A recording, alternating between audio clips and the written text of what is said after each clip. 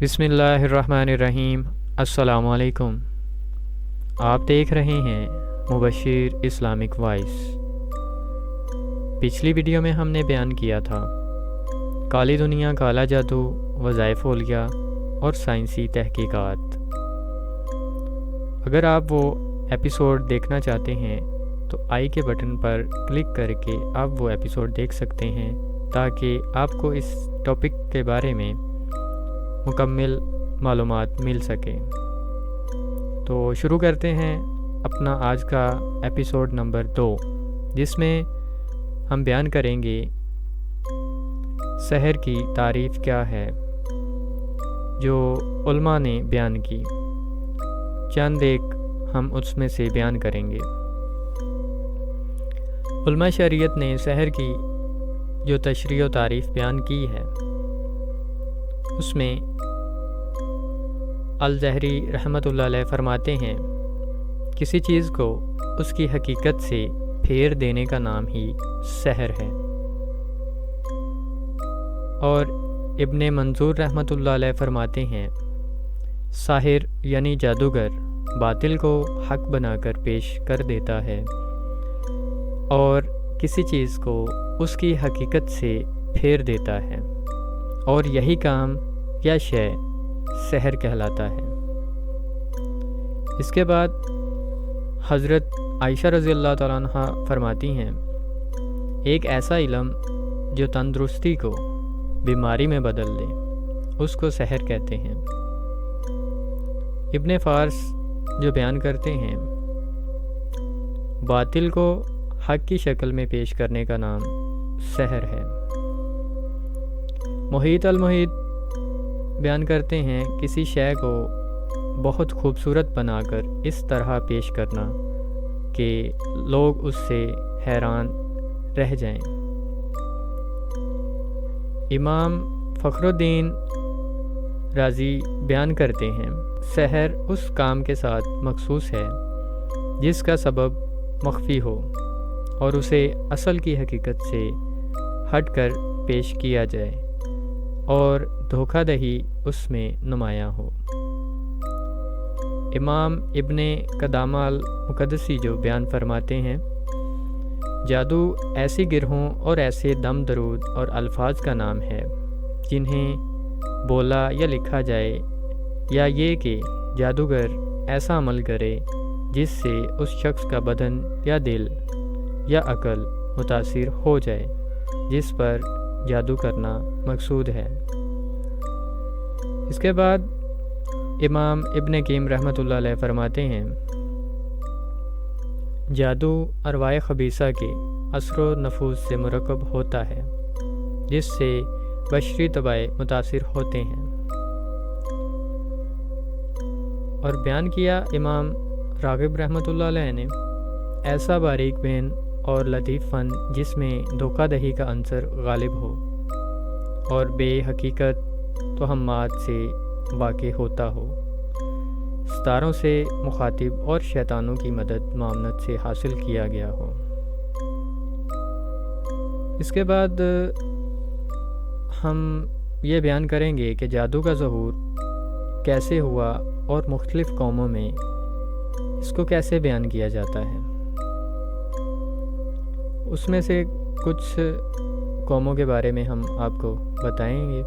جادو ایک ایسا خیالی طلسم ہے جس کے وجود کا اتا پتہ نکالنا بے حد مشکل امر ہے، کیونکہ اس میں جادوگر اپنے خیالات و نظریات سے بے حد کام کرتے ہیں اور ان نظریات میں آئے دن تبدل و تحریف، بدیوں وجوہ، حالات و واقعات ہوتی رہتی ہیں۔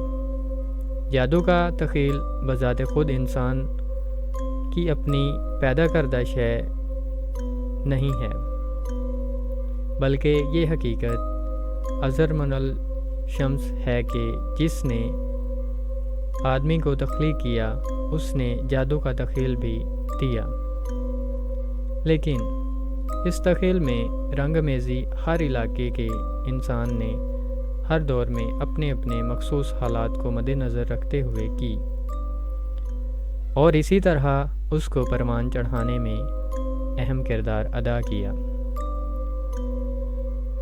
جادو کے پروان چڑھانے میں نام نہاد مذہبی پیشواؤں کا بیحد اہم کردار ہے۔ انہوں نے لوگوں کو اپنی منشا کے مطابق ڈھالنے اور ان سے کام لینے کے لیے مختلف حربے اور ذرائع اختیار کیے، اور ان حربوں اور ذرائع کو جادو سے منسوب کر کے لوگوں کے اذہان میں خوف، بے چارگی اور احساس کمتری پیدا کیا، اور اسی طرح ان کو اپنے سانچے میں ڈھالا، اور اسی نظریہ کے تحت مختلف اقوام میں خدا کو مختلف رنگ میں اجاگر کیا گیا۔ مثلاً کانگو کے لوگوں کے نزدیک زاکومبا نامی خدا نے جادو سمیت ہر شے کو جنم دیا۔ چونکہ جادو مقدس اور مافوق الفطرت شے ہے، لہٰذا خدا کے سوا کوئی اسے نہیں کر سکتا، جبکہ بعض قبائل کے نزدیک زمبی نامی خدا نے انسان کے آباء و اجداد کو جادو سکھایا تاکہ وہ سحری عملیات کے عامل بن کر دوسروں پر اپنے جادو کے زور پر نہ صرف رعب و دبدبہ قائم کر سکیں بلکہ اپنے زیر نگیں بھی بنا سکیں۔ اسی طرح جنوبی نائجیریا کے لوگوں کے نزدیک سفلی علم تو رب الفلق نے ایجاد کیا ہے، اور علوی علم مادر گیتی کی ایجاد ہے۔ اسی لیے ان کے ہاں سفلی عمل کے اثر سے بچنے کے لیے مادر گیتی سے بذریعہ دعا استعاد مانگی ضروری ہے، جو اسے زائل کرنے پر قدرت رکھتی ہے۔ بائنا المیفا نامی خدا اتفاقات اور حادثات زمانہ کو موضع وجود میں لانے اور انسان کو جادو سکھانے پر مامور ہے، جبکہ تاؤ دیو نامی خدا جادو کا سرچشمہ ہے۔ یہ سب مختلف قوموں کے مختلف عقیدات ہم نے جو آپ کو بیان کیے، یہ وہ تھے۔ اس خدا کے متعلق لوگوں کا یہ گمان ہے کہ خدا نے آدمی کو پیدا کیا تو اس جادو کا علم بھی مرحمت فرمایا۔ یہ خدا عجیب و غریب طبیعت کا مالک ہونے کی وجہ سے دنیا کے امور سے بذات خود لا تعلق رہتا، لیکن دینی امور کو بذریعہ سحر قابو میں رکھنے کے لیے اپنے مخصوص پیروکاروں، جن کو جادوگر کہا جاتا ہے، ان سے کام لیتا، گویا یوں نظام کائنات کو چلاتا۔ آگے کچھ اور بھی اقوام کے جو عقائد ہیں وہ بھی ہم بیان کرنے والے ہیں۔ ایکواڈور کے لوگوں کے نزدیک ارواح زبردست جادوگرنیاں ہیں جو کالے اور سفید علم میں مہارت رکھتی ہیں، اور انسان ان کی مدد سے ہی سحریات اور عملیات کا عامل بنتا ہے، جبکہ میکسیکو کے قدیم باشندے بھی اس بات کے قائل ہیں کہ جب دھرتی کا پہلا مرد اور پہلی عورت خداؤں کے کوہساری مسکن پر گئے تو انہوں نے جادو کے راز پائے۔ جنوبی الاسکا کے لوگوں کے مطابق انسان اور کائنات کا خالق پہل مدتوں زمین پر قیام پذیر رہا، اور اس نے اپنی حیات عرضی کے دوران لوگوں کو جادو کے علم سے روشناس کرایا، جبکہ نائجیریا کے لوگوں کے نزدیک ان کے خالق نے انہیں جادو کے منتر سکھائے تاکہ وہ ان کو بروئے کار لا کر بد ارواح سے کام لے سکیں۔ اب ہم کچھ فرامین آپ کو بتانے والے ہیں، سنانے والے ہیں، جو خاتم النبیین حضرت محمد مصطفیٰ صلی اللہ علیہ وآلہ وسلم نے بیان فرمائے۔ جس نے ستاروں کا علم سیکھا گویا اس نے جادو کا ایک حصہ سیکھ لیا، پھر وہ ستاروں کے علم میں جتنا آگے بڑھتا جائے گا اتنا ہی جادو کے علم میں اضافہ ہوگا۔ یہ روایت کرتے ہیں حضرت عباس رضی اللہ تعالیٰ عنہ۔